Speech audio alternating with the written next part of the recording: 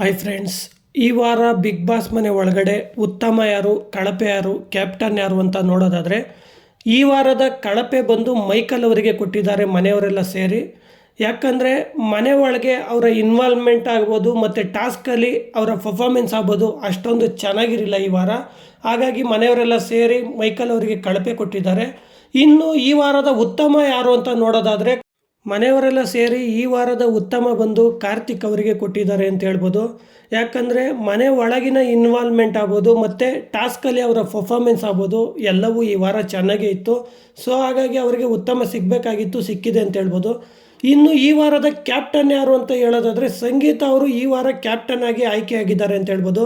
ಯಾಕಂದರೆ ಭಾಳ ದಿನಗಳಿಂದ ಅವರು ಕ್ಯಾಪ್ಟನ್ ಆಗಬೇಕು ಅಂತ ತುಂಬಾ ಟ್ರೈ ಮಾಡ್ತಾಯಿದ್ರು ಕ್ಯಾಪ್ಟನ್ಸಿ ಟಾಸ್ಕ್ಗಳಲ್ಲಿ, ಆದರೆ ಕ್ಯಾಪ್ಟನ್ ಆಗಿರಲಿಲ್ಲ. ಈ ವಾರ ಅವರು ಕ್ಯಾಪ್ಟನ್ ಆಗಿದ್ದಾರೆ. ಫ್ರೆಂಡ್ಸ್, ಈ ವಾರ ಸಂಗೀತ ಅವರು ಕ್ಯಾಪ್ಟನ್ ಆಗಿರೋದ್ರ ಬಗ್ಗೆ, ಕಾರ್ತಿಕ್ ಅವರಿಗೆ ಉತ್ತಮ ಸಿಕ್ಕಿರೋದ್ರ ಬಗ್ಗೆ ನಿಮ್ಮ ಅಭಿಪ್ರಾಯನ ಕಮೆಂಟ್ ಬಾಕ್ಸ್ನಲ್ಲಿ ತಿಳಿಸಿ. ಹಾಗೆ ಈ ವಿಡಿಯೋ ಇಷ್ಟ ಆಗಿದರೆ ಒಂದೇ ಒಂದು ಲೈಕ್ ಮಾಡಿ, ನಮ್ಮ ಚಾನಲನ್ನು ಸಬ್ಸ್ಕ್ರೈಬ್ ಆಗಿ ಸಪೋರ್ಟ್ ಮಾಡಿ ಅಂತ ಹೇಳ್ತಾ ಬಾಯ್ ಫ್ರೆಂಡ್ಸ್.